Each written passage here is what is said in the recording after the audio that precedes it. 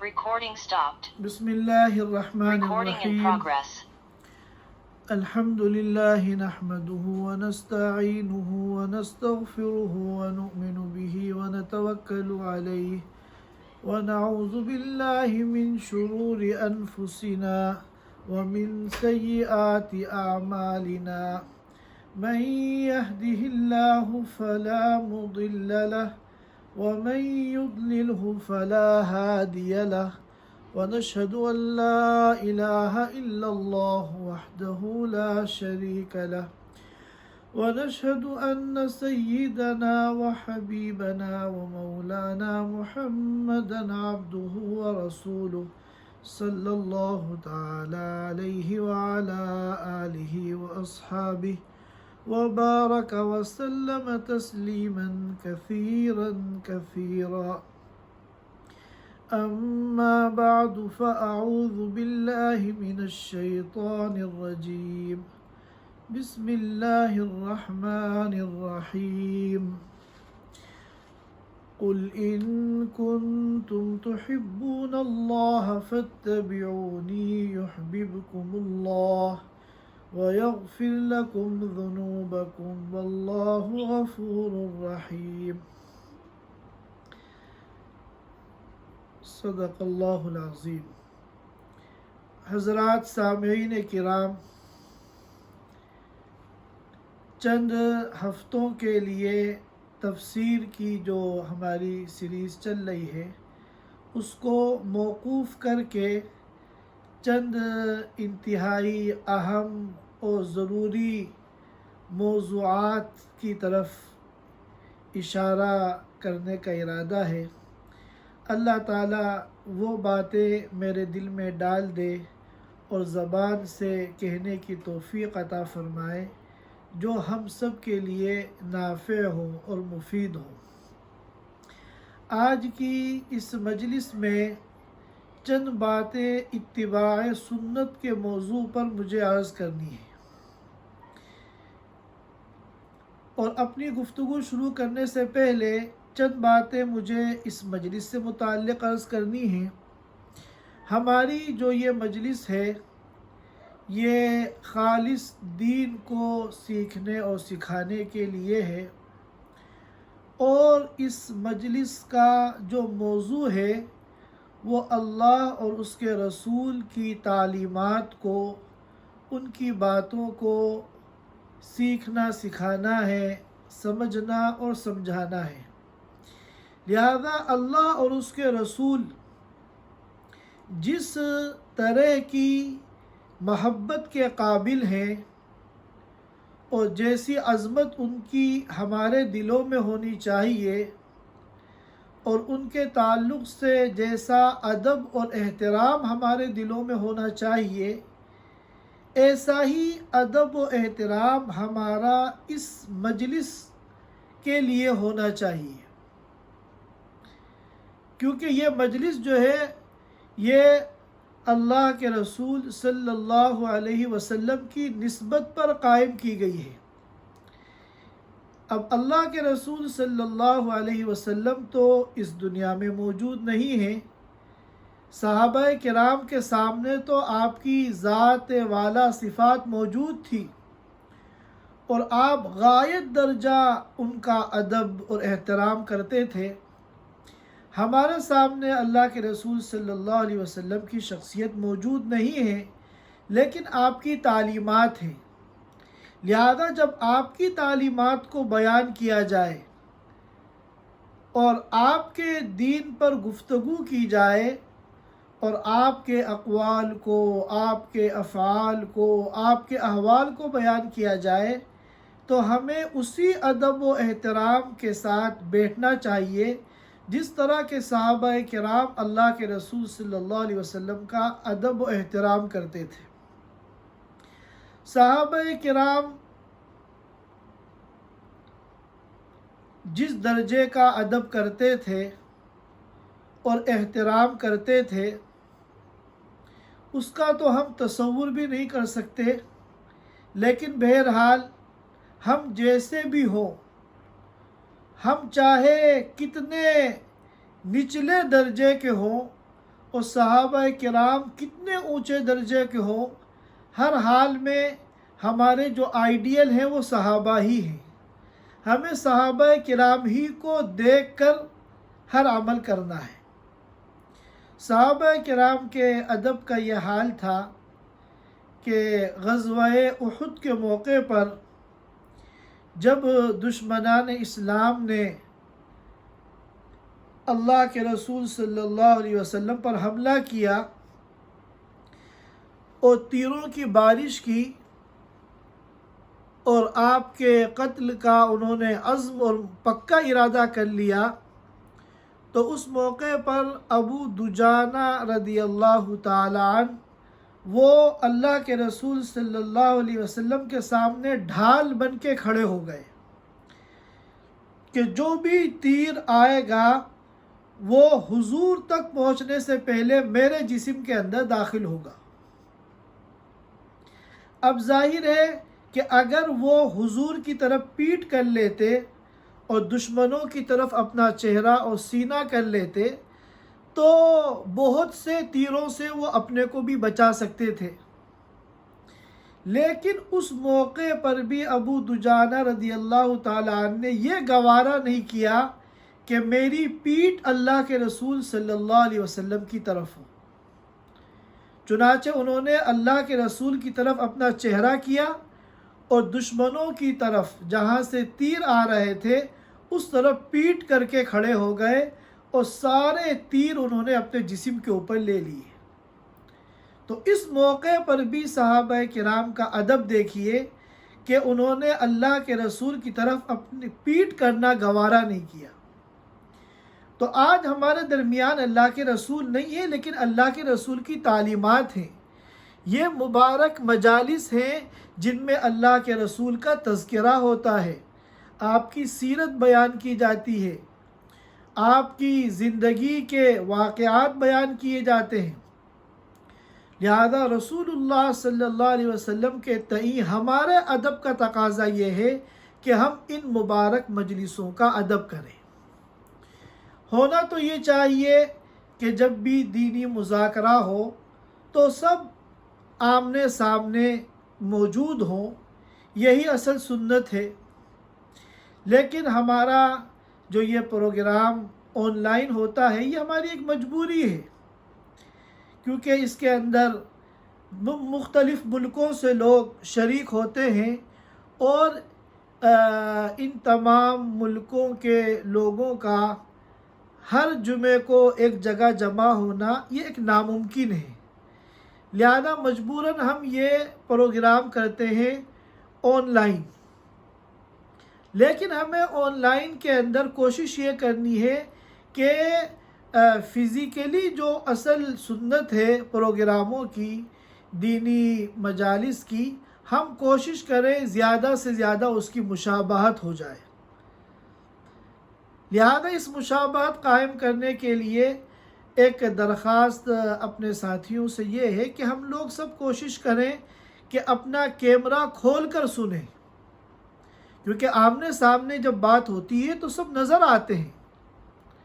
تو ٹھیک ہے ہم یہاں آمنے سامنے نہیں ہیں، لیکن اگر ہم کیمرہ کھول لیں گے تو کم از کم اس کی مشابہت ہو جائے گی۔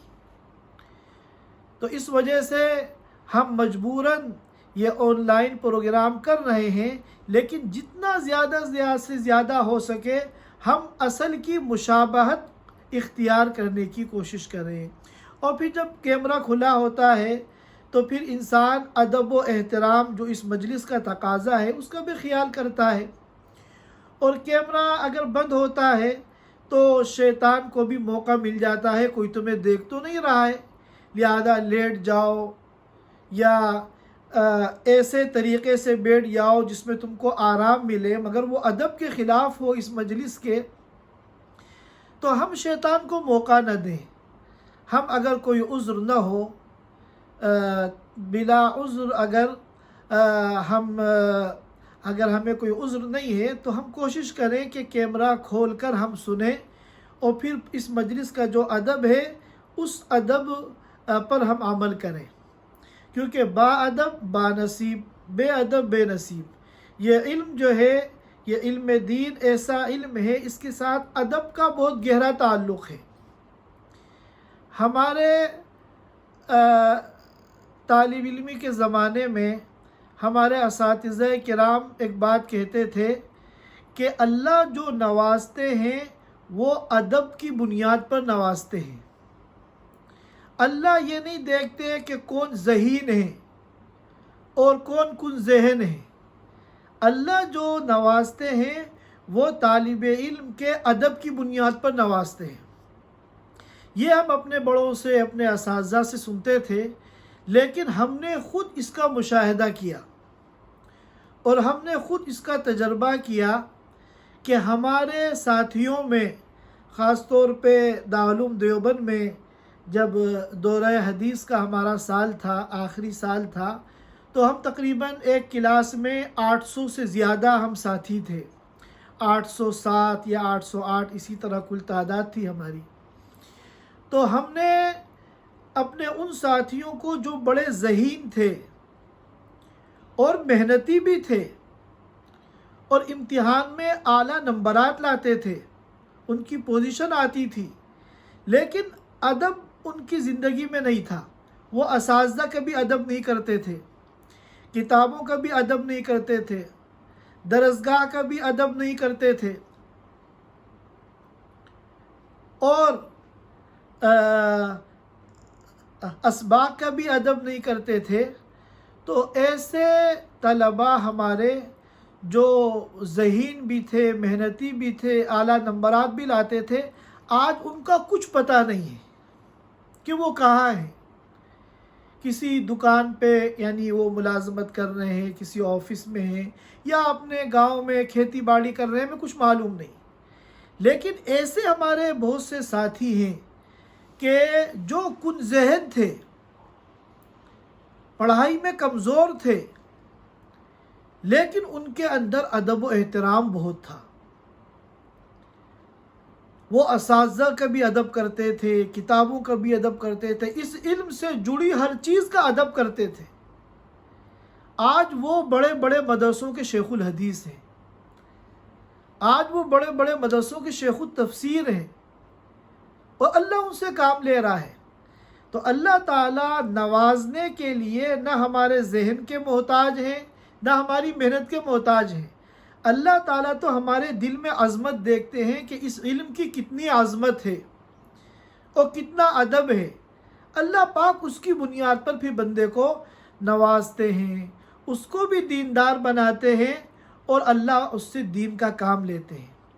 اسی لیے عربی میں مشہور مقولہ ہے، علم بلا ادب کجسد بلا روح، کہ وہ علم جس کے ساتھ ادب نہ ہو، بے ادبی کے ساتھ حاصل ہونے والا علم ایسا ہے جیسا کہ ایک وہ جسم جس کے اندر روح نہ ہو۔ جب جسم کے اندر جان نہیں ہوگی، روح نہیں ہوگی، تو مردہ ہوگا۔ تو علم کے اندر جان ڈالنے والی چیز جو ہے وہ ادب ہے۔ لہذا ہم سب سے پہلے تو اللہ کا شکر ادا کریں کہ ہم اللہ ہی کی توفیق سے اس مجلس میں شریک ہوتے ہیں۔ اللہ نے تو ہمیں توفیق دے دی، اور اس مجلس میں جہاں خالص اللہ کے دین کو سیکھنے کی کوشش کی جاتی ہے، اللہ نے وہاں لا کے ہمیں بٹھا دیا۔ لیکن اب ہماری ذمہ داری ہے کہ ہم اس مجلس کی قدر کریں، اور ہم ادب اور عظمت کا معاملہ کریں۔ کوئی ہماری طرف سے ایسا عمل نہ ہو جو اس مجلس کی عظمت کے خلاف ہو، کیونکہ با ادب با نصیب، بے ادب بے نصیب۔ جو با ادب ہوتے ہیں ان کو اللہ نوازتے ہیں، اور جو بے ادب ہوتے ہیں اللہ تعالیٰ ان کو نوازتے نہیں۔ کیونکہ پھر اگر ہم بے ادبی کے ساتھ ان مجالس کو سنیں گے تو یہ جو کچھ ہم سن رہے ہیں یہ ہماری معلومات میں تو اضافہ کرے گا، لیکن اس میں برکت نہیں ہوگی، یہ چیزیں ہمارے معمولات میں نہیں آئیں گی۔ اور ہمارا مقصد جو ہے ان مجالس سے اپنی دینی نالج میں اضافہ کرنا نہیں ہے، بلکہ اپنی زندگی کو سنوارنا ہے۔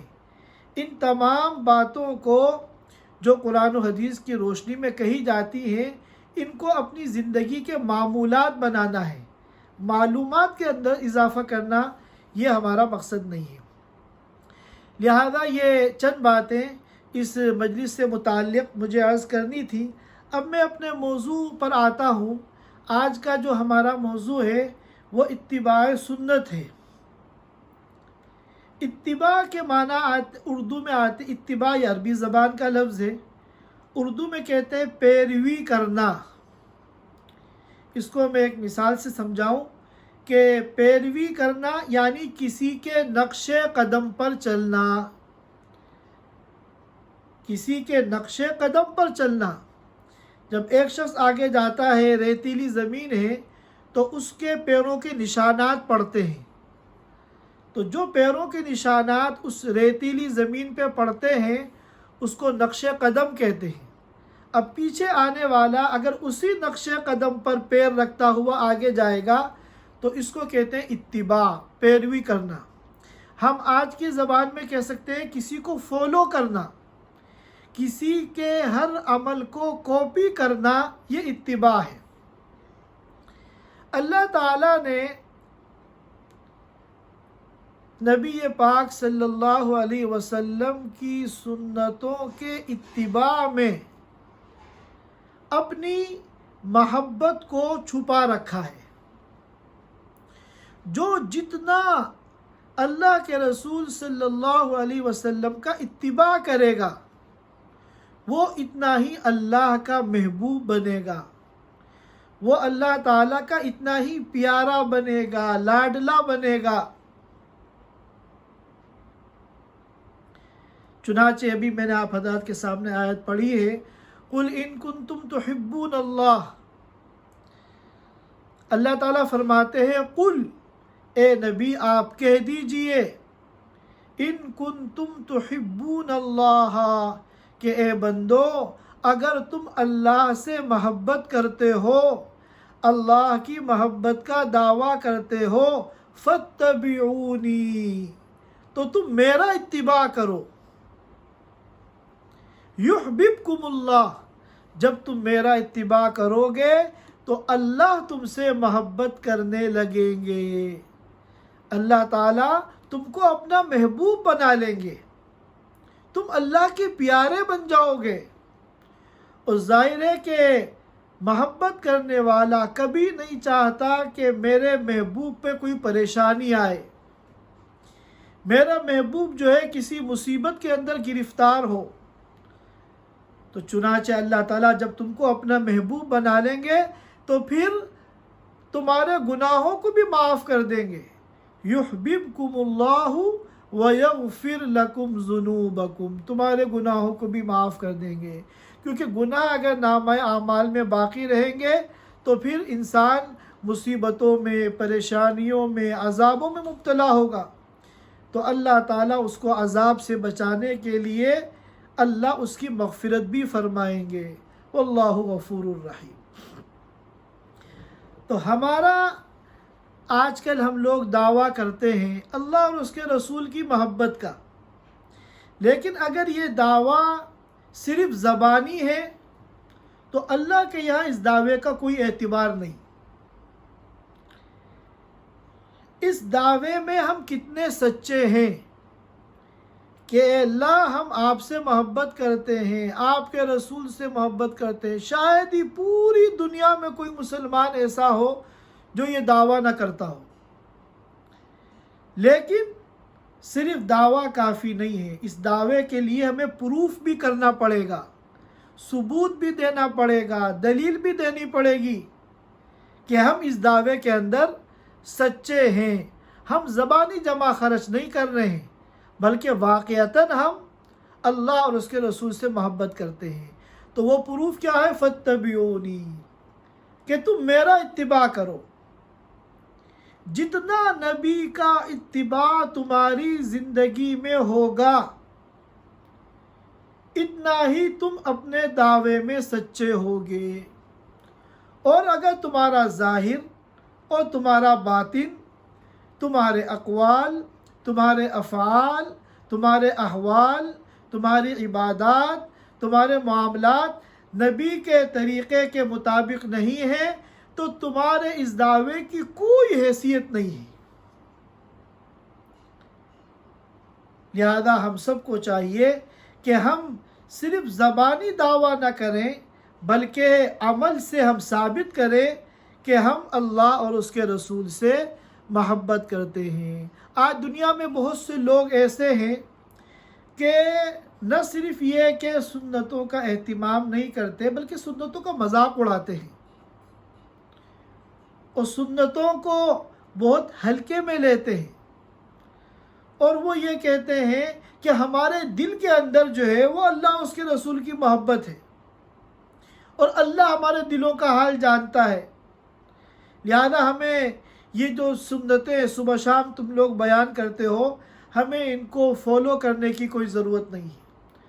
تو ان کے اس باطل خیال کی قرآن کی یہ آیت تردید کر رہی ہے، ان کنتم تحبون اللہ فاتبعونی، اگر محبت کا دعویٰ کرتے ہو تو دعوے کا پروف کیسے پیش کرنا ہے؟ میری سنتوں کا اتباع کرو، پوری زندگی نبی کی زندگی کے سانچے میں ڈھال دو۔ آج کل ہم بہت سی سنتوں کو چھوڑ دیتے ہیں یہ کہہ کر کہ یہ تو اس زمانے کے اعتبار سے چیزیں تھیں، اب زمانہ بدل گیا ہے، ماڈرن ہو گیا ہے، اب یہ چیزیں جو ہے یہ صحیح نہیں ہیں۔ صحابہ کرام جب حضور کا کوئی قول یا فعل سامنے آ جاتا تھا تو اپنی عقل کو استعمال نہیں کرتے تھے بلکہ جو کہ تو اللہ کے رسول کی بات پر عمل کرنے کی کوشش کرتے تھے۔ ایک مرتبہ اللہ کے رسول صلی اللہ علیہ وسلم مسجد میں خطبہ دے رہے تھے اور مسجد کے کنارے میں کچھ لوگ کھڑے ہوئے تھے، جیسا کہ آج بھی کہیں جلسہ ہوتا ہے، پروگرام ہوتا ہے، بہت سے لوگ پیچھے کھڑے ہو کے سنتے ہیں۔ تو ظاہر ہے کہ یہ طریقہ غلط ہے، جب جگہ موجود ہے تو آپ بیٹھ کر سنیے، یہ بھی ادب ہے۔ کھڑے ہو کر سننا کہ جب تک جی لگے گا سنیں گے اور جب جی نہیں لگے گا اپنا چل دیں گے۔ اگر ہم کسی کے بیان میں، کسی کے وعظ میں بیچ میں جا کے بیٹھ گئے پھر تو پھنس جائیں گے۔ تو جس کے دل میں اتنی عظمت ہوگی اس دینی بیان کی تو اس کو کیا فائدہ ہوگا؟ تو اللہ کے رسول صلی اللہ علیہ وسلم نے آپ میوٹ ہو گئے مفتی صاحب۔ اللہ کے رسول صلی اللہ علیہ وسلم نے، میں بات کیا کر رہا تھا؟ میں نے کیا بات کی تھی؟ مجمع میں جو لوگ کھڑے رہتے جی، ہیں۔ جزاک اللہ خیر، جزاک اللہ۔ تو اللہ کے رسول صلی اللہ علیہ وسلم نے کچھ لوگ جو پیچھے کھڑے ہوئے تھے ان سے فرمایا بیٹھ جاؤ، تو ظاہر ہے کہ وہ لوگ بیٹھ گئے، لیکن عبداللہ ابن مسعود رضی اللہ تعالیٰ عنہ وہ ابھی راستے میں تھے، مسجد میں آ رہے تھے، انہوں نے راستے میں یہ جملہ سنا کہ بیٹھ جاؤ تو وہی راستے میں بیٹھ گئے، حالانکہ ان کو پتا تھا کہ یہ بیٹھنے کے لیے جو کہا جا رہا ہے وہ ان لوگوں کو جو مسجد کے اندر کناروں پہ کھڑے ہوئے ہیں، لیکن اللہ کے رسول کا ایک جملہ انہوں نے سنا کہ بیٹھ جاؤ، تو جہاں سنا انہوں نے اپنی عقل استعمال نہیں کی اور اسی جگہ سڑک ہی پہ بیٹھ گئے راستے میں۔ بعد میں اللہ کے رسول صلی اللہ علیہ وسلم نے جب ان سے کہا کہ میرا مقصد تو ان لوگوں کو بٹھانا تھا جو مسجد کے اندر تھے، تم جو مسجد کے باہر تھے ابھی راستے میں تھے تمہیں بٹھانا مقصد نہیں تھا، تو عبداللہ ابن مسعود رضی اللہ، یہ صحابہ کا جذبہ دیکھیں، اتباع، جذبہ اتباع۔ انہوں نے عرض کیا کہ اللہ کے رسول جب میرے ان کانوں نے آپ کا یہ جملہ سن لیا بیٹھ جاؤ، تو ابن مسعود کی کیا مجال ہے کہ وہ ایک قدم آگے بڑھا دیں۔ آج کل ہم لوگ جو ہے بہت سی سنتیں چھوڑ دیتے ہیں اپنے ماحول کے ناموافق ہونے کی وجہ سے، اور ہم یہ سمجھتے ہیں کہ اگر ہم سنت پر عمل کریں گے تو ہماری بے عزتی ہوگی، حالانکہ یاد رکھیے کہ ایمان والوں کی ساری عزت اللہ نے سنتوں میں رکھی ہے، اللہ کے دین میں رکھی ہے۔ اسی لیے ایک شاعر نے کہا، ہنسے جانے سے جب تک تم ڈرو گے، ہنسے جانے سے جب تک تم ڈرو گے، زمانہ تم پہ ہنستا ہی رہے گا۔ ہم لوگوں نے مغرب کی نقالی کی، اللہ کے رسول کی مبارک سنتیں چھوڑ کر ہم نے اپنا ظاہر، اپنا باطن، اپنا لباس سب ہم نے دشمنان اسلام کے مطابق بنا لیا، صرف یہ سوچ کر کہ ہم اگر دینی لباس میں ہوں گے، شرعی لباس میں ہوں گے، سنت کے مطابق لباس میں ہوں گے تو ہماری بے عزتی ہوگی۔ ہم نے ان کی نقالی کر کے کیا عزت حاصل کی؟ ہم اسی وجہ سے پوری دنیا میں رسوا ہو رہے ہیں، ذلیل ہو رہے ہیں، مسلمانوں کی پٹائی ہو رہی ہے کہ ہم اس غلط فہمی میں ہیں کہ ہم ان کے طریقوں کو اپنا کر ان کے محبوب بن جائیں گے۔ یاد رکھیے، اللہ نے ہماری ساری عزت جو ہے وہ اپنے دین میں رکھی ہے، رسول اللہ صلی اللہ علیہ وسلم کی سنتوں ہی میں ہماری عزت ہے۔ اور مسلمان جو ہے یہ ماحول سے مرعوب ہونے والا نہیں ہے، مسلمان جو ہے غیروں سے متاثر ہونے والا نہیں ہے۔ ہمیں تو اللہ نے وہ دین دیا ہے کہ ہم دوسروں پر اپنا اثر قائم کریں، ہم اپنے دین کا رعب اور اپنے دین کی عظمت دوسروں پر ڈالیں، چاہے کہ ہم دوسروں سے مرعوب ہو جائیں، دوسروں سے متاثر ہو جائیں اور رسول اللہ صلی اللہ علیہ وسلم کی سنتوں کو ہم نظر انداز کر دیں۔ اس سے بڑی ہماری کوئی کیا کہتے ہیں غلط فہمی نہیں ہے۔ حضرت عثمان رضی اللہ تعالیٰ عنہ صلح حدیبیہ کے موقع پر جب ان کو بھیجا گیا کفار مکہ سے مذاکرات کے لیے، تو وہ مکہ مکرمہ پہنچنے کے بعد اپنے چچا زاد بھائی کے گھر میں ٹھہرے، اور صبح کو اٹھ کے جب سرداران قریش سے ملنے کے لیے جانا تھا اور ان کے ساتھ بیٹھ کے مذاکرہ کرنا تھا، تو ان کا جو پاجامہ تھا وہ ٹخنوں سے اوپر تھا، آدھی نصف پنڈلی کے بقدر۔ تو ان کے بھائی نے کہا کہ تم اس حلیے میں سرداروں کے پاس جا رہے ہو؟ ہمارے یہاں تو جو جتنا بڑا سردار ہوتا ہے اس کا پاجامہ اتنا ہی ٹخنے سے نیچے ہوتا ہے، چنانچہ جتنے بڑے بڑے سردار ہوتے ہیں ان کی جو ازار ہے، ان کی جو لنگی یا پاجامہ ہے وہ زمین پہ گھسٹتا ہوا جاتا ہے۔ تم اگر اس طرح ٹخنے سے اوپر پاجامہ کر کے ان کے پاس جاؤ گے، تمہاری کیا وقار رہے گی، تمہاری کیا عزت رہے گی؟ تو حضرت عثمان رضی اللہ تعالیٰ عنہ ظاہر ہے کہ یہ صحابی تھے، یہ دوسروں سے مرعوب ہونے کے لیے نہیں آئے تھے، یہ تو دوسروں پر رعب ڈالنے کے لیے آئے تھے، دوسروں سے متاثر ہونے کے لیے نہیں آئے تھے، دوسروں پر اثر ڈالنے کے لیے آئے تھے۔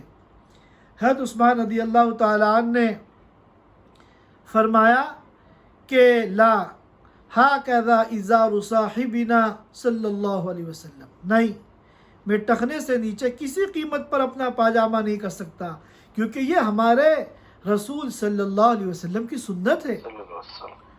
اور پھر انہوں نے فرمایا کہ یہ سرداران قریش چاہے برا مانے چاہے اچھا مانے، چاہے مجھے عزت دے چاہے مجھے ذلیل کریں، میں اپنے نبی کی سنت کو چھوڑنے والا نہیں ہوں۔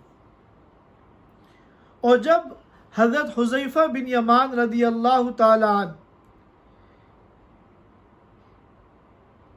شاہ ایران کے پاس گئے، فارس کے پاس گئے، وہاں پر انہوں نے حملہ کیا، تو فارس نے کسرا نے جو کہ ایران کا بادشاہ تھا، ایران اس زمانے کی سپر پاور طاقت تھی، اور یہ صحابہ کرام اس کو فتح کرنے کے لیے گئے تھے، اسی لیے حذیفہ بن یمان رضی اللہ تعالیٰ عنہ کو فاتح ایران کہا جاتا ہے۔ تو جب وہاں گئے تو شاہ ایران نے، کسرا نے، یہ جو قیصر و کسرا ہے یہ اس زمانے کی سپر پاور تھے، تو کسرا نے ان کو مذاکرات کے لیے بلایا۔ تو جب یہ چند حضرات مذاکرات کے لیے اس کے محل میں گئے تو وہاں کھانے کے لیے انہوں نے دسترخوان سجایا۔ اب ظاہر ہے کہ شاہ ایران کے شاہی محل کا دسترخوان تھا، اور وہاں یہ صحابہ جو حضرت ربعی بن عامر اور حذیفہ بن یمان رضی اللہ تعالی عنہما یہ بالکل سیدھے سادے کپڑوں میں تھے۔ وہاں کھانے کے دوران حضرت حذیفہ رضی اللہ تعالی عنہ کا لقمہ جو ہے وہ زمین پہ گر گیا، تو فوراً ان کو اللہ کے رسول کی سنت یاد آئی کہ اللہ کے رسول نے ہمیں یہ تعلیم دی ہے کہ اگر لقمہ گر جائے تو اس کو صاف کر کے کھا لو، کیونکہ تم کو نہیں معلوم کہ کھانے کے کس حصے کے اندر اللہ نے برکت رکھی ہے، کہیں ایسا نہ ہو کہ یہ لقمہ جو گرا ہے برکت اسی میں ہو اور ہم اس برکت سے محروم ہو جائیں۔ تو وہ زمین سے اس لقمے کو اٹھا کے کھانے لگے۔ تو وہاں کے ایک مقامی شخص نے ان سے کہا کہ آپ یہ کیا کر رہے ہیں؟ یہ تو بہت ذلیل حرکت ہے، آپ ان شاہی لوگوں کے سامنے، شاہی محل میں، شاہی دسترخوان پہ یہ اتنی نیچی حرکت کریں گے تو کیا تاثر قائم ہوگا؟ تو حضرت حذیفہ بن یمان رضی اللہ تعالیٰ عنہ نے وہ تاریخی جملہ کہا۔ ہم سب لوگوں کو چاہیے کہ اس جملے کو اپنے دل پہ نقش کر لیں اور پوری زندگی ان کے اس جملے کو اپنی نگاہوں کے سامنے رکھیں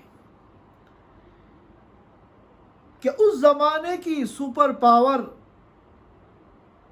ایران کے شاہی محل کے شاہی دسترخوان پہ وہاں کے بڑے بڑے درباریوں وزراء کے درمیان بیٹھ کر کھانا کھاتے ہوئے انہوں نے زمین پہ سے وہ لقمہ اٹھایا جو ان کے یہاں انتہائی ذلیل کام سمجھا جاتا تھا، اور ٹوکنے والے سے کہا اَأَتْرُكُ سُنَّةَ حَبِيبِي لِهَؤُلَاءِ الْحُمَقَاءِ، کیا میں ان احمقوں کی وجہ سے اپنے محبوب کی سنت کو چھوڑ دوں؟ یہ تھے صحابہ کرام۔ آج ہم کسی بھی ایسی جگہ جاتے ہیں جہاں غیروں کا ماحول ہے تو ہمیں شرم آنے لگتی ہے اپنے اسلامی لباس کے اندر، اسلامی وضاقتہ کے اندر۔ ہماری اگر داڑھی ہے تو ہم شرم کرنے لگتے ہیں کہ ہم اس داڑھی کے ساتھ جائیں گے تو ان لوگوں پہ کیا اثر قائم ہوگا۔ صحابہ کرام کا آپ ایمان دیکھیے، وہ اسی کے اندر اپنی عزت سمجھتے تھے، چنانچہ اللہ نے ان کو ایسی عزت دی کہ قیصر و کسرا جیسی سپر پاور طاقتیں ان کے قدموں کے اندر آ گئی۔ اور اس سے پہلے بھی ایک عجیب واقعہ ہوا، میں واقعہ سنا کر اپنی بات کو ختم کرتا ہوں۔ جب یہ حضرات کسرا کے دربار میں پہنچے، حضرت حذیفہ بن یمان رضی اللہ تعالیٰ عنہ تھے اور ان کے ساتھ ربعی بن عامر رضی اللہ تعالیٰ عنہ تھے۔ تو ان کا جو دربان تھا اس نے گیٹ پہ ان کو روک لیا۔ اب ظاہر ہے ان کا جو لباس تھا وہ اسلامی لباس تھا، اور وہ بھی پرانے پھٹے پرانے کپڑے ہوتے تھے، اور سفر کر کے آئے تھے تو دھول گرد بھی ہوگی، گندے بھی ہوں گے۔ تو اس نے کہا کہ آپ اس لباس کے ساتھ بادشاہ کے دربار میں نہیں جا سکتے۔ وہ ایک چوغا لے کر آیا اور کہا کہ جو بھی بادشاہ سلامت کے دربار میں، شاہ کسرا کے دربار میں جاتا ہے وہ اس لباس کو پہن کے جاتا ہے۔ تو حضرت ربعی بن عامر رضی اللہ تعالیٰ نے کہا کہ ہم اپنے اسلامی لباس میں جائیں گے اور ہم تمہارا یہ لباس نہیں پہنیں گے۔ بادشاہ سے کہہ دو ملنا ہو تو ملے، ورنہ ہمیں کوئی ضرورت نہیں تم سے ملنے کی۔ چنانچہ وہ اندر گیا، بادشاہ تک پیغام پہنچایا گیا کہ یہ تو عجیب و غریب لوگ ہیں، پہلی مرتبہ ایسے لوگ آئے ہیں کہ جنہوں نے ہمارا شاہی لباس ٹھکرا دیا، اور وہ کہہ رہے ہیں کہ ہم یہ لباس نہیں پہنیں گے چاہے ملاقات ہو یا نہ ہو۔ بادشاہ نے کہا چلو چھوڑ دو، ان کی بات مان لو، ان کو اسی لباس میں آنے دو۔ اتنی دیر میں جب کہ بادشاہ کے پاس پیغام گیا، وہاں سے جواب آیا، ربعی بن عامر رضی اللہ تعالیٰ عنہ کی جو تلوار تھی وہ ٹوٹی ہوئی تھی اور انہوں نے دھجیوں سے کیا کہتے ہیں ستلی سے اس کو باندھ رکھا تھا۔ تو جتنی دیر یہ وہاں کھڑے ہوئے تھے کہ بادشاہ کا کیا جواب آتا ہے، وہ اپنی اس تلوار کو جس پہ رسی لپٹی ہوئی تھی اس کو ٹھیک کرنے لگے۔ تو جو وہ چوکیدار تھا، دربان تھا، اس نے کہا کہ تم اس ٹوٹی ہوئی تلوار سے ایران فتح کرو گے؟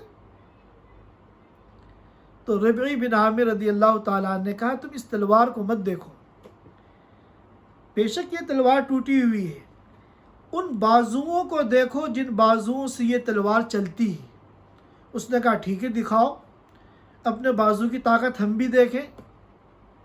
انہوں نے کہا کہ تمہارے پاس جو ڈھال ہوتی ہے تلوار کے حملے کو روکنے کے لیے، جو سب سے مضبوط ہو وہ لے کے آؤ۔ چنانچہ وہ ایسی مضبوط لوہے کی ڈھال لائی گئی کہ کسی بھی اعلیٰ سے اعلیٰ قسم کی تلوار سے اس کے ٹوٹنے کا کوئی تصور ہی نہیں تھا۔ جب وہ لائی گئی تو انہوں نے کہا کہ ایک شخص کو دو، اس کو پکڑ کے کھڑا ہو جائے۔ چنانچہ ایک شخص جو ہے وہ اس مضبوط ترین ڈھال کو پکڑ کے کھڑا ہو گیا۔ ربعی بن عامر رضی اللہ تعالیٰ عنہ نے ایک وار کیا، اس کے دو ٹکڑے ہو کے نیچے گر گئے۔ وہ جو ڈھال تھی اس کے دو ٹکڑے ہوئے وہ نیچے گر گئے۔ انہوں نے یہ بات بھی جا کے بادشاہ کو بتائی کہ عجیب و غریب قسم کے لوگ ہیں کہ ٹوٹی ہوئی تلوار سے ہماری اس ڈھال کے دو ٹکڑے کر دیے جس کے ٹوٹنے کا کسی بھی تلوار سے کوئی تصور نہیں تھا۔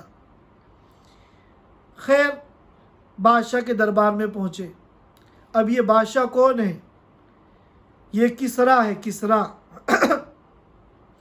شاہ ایران، کہ دنیا کی ساری سلطنتیں اس کی طاقت سے کانپتی ہیں اور ساری دنیا کی سلطنتیں اس کے آگے غلام بنی ہوئی ہیں۔ یہ چند صحابی نہتے جن کے کپڑے بھی پھٹے پرانے، جن کی تلوار بھی ٹوٹی ہوئی رسی سے بندھی ہوئی، یہ شاہ ایران کے دربار میں پہنچتے ہیں۔ وہاں کا طریقہ یہ تھا کسریٰ کا کہ اس کی خود کی ایک بہت عالیشان شاہی کرسی تھی جس پہ وہ بیٹھتا تھا، اور جتنے بھی حاضرین مجلس ہوتے تھے وہ سب کھڑے ہوتے تھے، کسی کو بیٹھنے کی اجازت نہیں تھی۔ صرف کسریٰ اپنی شاہی کرسی پہ بیٹھتا تھا، باقی جو بھی حاضرین ہو، کسی بھی ملک کا وفد آیا ہو، مقامی درباری ہو، وزراء ہو، کسی کو بھی اس کے سامنے بیٹھنے کی اجازت نہیں تھی، وہ سب کھڑے رہتے تھے۔ تو جب وہاں پہنچے حضرت حذیفہ بن یمان رضی اللہ تعالیٰ عنہ اور ربعی بن عامر رضی اللہ تعالیٰ عنہ، تو انہوں نے کہا کہ ہم اس طرح گفتگو نہیں کریں گے، ہمارے رسول صلی اللہ علیہ وسلم نے منع کیا ہے ایسی مجلس سے جہاں کہ کوئی شخص بیٹھا ہو اور باقی کھڑے ہو۔ انہوں نے کہا اگر ہم سے بات کرنی ہے، ہمارے ساتھ مذاکرات کرنے ہیں، تو یا تو ہمارے لیے بھی کرسیاں لے کر آؤ، ہم بھی کرسی پہ بیٹھیں گے، یا پھر کسریٰ سے کہا کہ تم بھی ہمارے ساتھ کھڑے ہو کے بات کرو۔ یہ طریقہ ہماری تعلیمات کے خلاف ہے کہ ایک شخص کرسی پہ بیٹھا ہو اور باقی جو ہے کھڑے ہو۔ تو یہ وہ صحابہ کرام ہیں جنہوں نے سنت کے اندر اپنی عزت کو سمجھا اور اللہ نے ان کو سرخرو کیا، اور قیصر و کسریٰ جیسی طاقتیں صحابہ کرام کے قدموں میں آ گئیں۔ تو آج ہم جو ہے جو دوسروں سے مرعوب ہوتے ہیں اور دوسروں سے متاثر ہوتے ہیں، یہ ہمارے ایمان کی کمزوری ہے۔ یہ ہم جو محبت کا دعویٰ کرتے ہیں اللہ اور اس کے رسول سے، اس محبت کی کمزوری ہے۔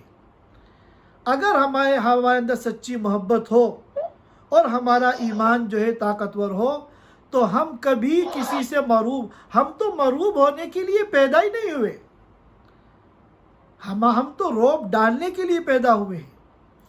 لہذا علماء کرام فرماتے ہیں کہ ہم اپنی پوری زندگی کے اندر اتباع سنت کی مشق کریں۔ یہ موقع تو کبھی کبھی آتے ہیں کہ جہاں دوسروں کے سامنے اپنے اسلامی تشخص کو باقی رکھنا ہوتا ہے، لیکن ہماری جو 24 گھنٹے کی زندگی ہے ہمیں اس کے اندر اتباع سنت کی نیت کرنی ہے۔ ہم بہت سے کام صبح سے لے کے شام تک کرتے ہیں، انہی میں اگر ہم اتباع سنت کی نیت کر لیں تو وہ عمل ہمارے لیے آخرت میں نجات کا ذریعہ بن جائے، ہم اللہ کے محبوب بن جائیں، اللہ کے لاڈلے اور پیارے بن جائیں، پھر ہمارے دین کے اور دنیا کے سارے مسائل حل ہو جائیں۔ اب مثال کے طور پہ حمام ہر ایک جاتا ہے، ٹوائلٹ، ہم رسول کی سنت کے مطابق جائیں کہ بایاں پیر رکھنا ہے اور جو دعا ہے اللہم انی اعوذ بک من الخبث والخبائث وہ پڑھ کے اندر جانا ہے۔ اسی طرح نکلتے ہوئے دایاں پیر باہر نکالنا ہے اور جو حمام سے نکلنے کی دعا ہے اس کو پڑھنا ہے۔ یہ کوئی مشقت کا کام نہیں ہے، یہ تو صرف ایک عادت بنانے کی چیز ہے، تو ہمارا یہ عمل بھی عبادت بن جائے گا اور اتباع سنت کا نور ہماری زندگی میں آ جائے گا۔ اب بھوک لگ رہی ہے، دسترخوان لگا ہے، خوشبوئیں آ رہی ہیں، تو ایک دم بعض اکابر کہتے ہیں کہ ہم نے اتباع سنت کی باقاعدہ مشق کی، کھانا شروع کرتے کرتے ہم ایک دم رک جاتے تھے چند سیکنڈ کے لیے کہ اللہ کے رسول نے بھوک لگنے پر کھانا کھایا ہے تاکہ جسم کے اندر قوت پیدا ہو، اللہ کی عبادت میں سہولت ہو، لہذا ہم اسی نیت سے کھانا کھا رہے ہیں، اور اس نیت سے کھانا کھا رہے ہیں کہ جب ہم اللہ کی ان نعمتوں سے فائدہ اٹھائیں گے تو پھر اللہ کا شکر ادا کریں گے۔ ہم ملازمت پہ جا رہے ہیں، کاروبار کے لیے جا رہے ہیں، بزنس، جو بھی ہمارا ذریعہ معاش ہو، تو چونکہ رزق حلال کمانا اللہ کے رسول کی سنت ہے، لہذا ہم اس سنت کی نیت سے کام پر جائیں۔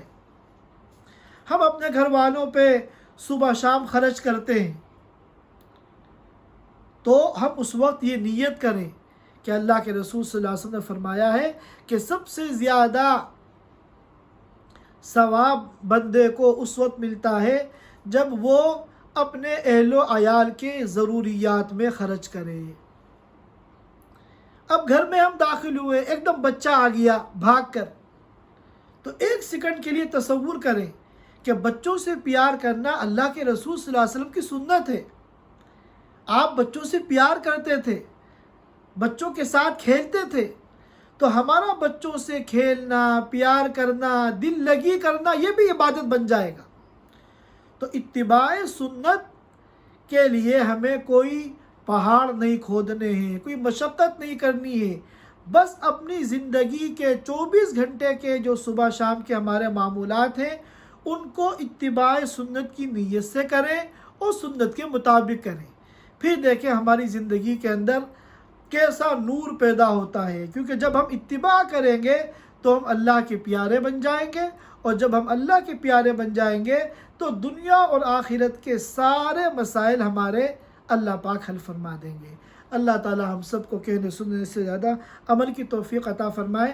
انشاءاللہ اگلی چند مجلسوں میں بھی ہم سنت ہی کے حوالے سے بات کریں گے تاکہ اللہ تعالی ہمارے لیے اتباع سنت کو آسان بنا دے، اور اتباع سنت کی برکت سے اللہ پاک ہم کو اپنا محبوب بنا لے۔ اللہ تعالی ہم سب کو کہنے سننے سے زیادہ عمل کی توفیق عطا فرمائے۔ وآخر دعوانا ان الحمدللہ رب العالمین۔ جزاک اللہ خیر مفتی صاحب، جزاک اللہ خیر۔ انشاءاللہ بھی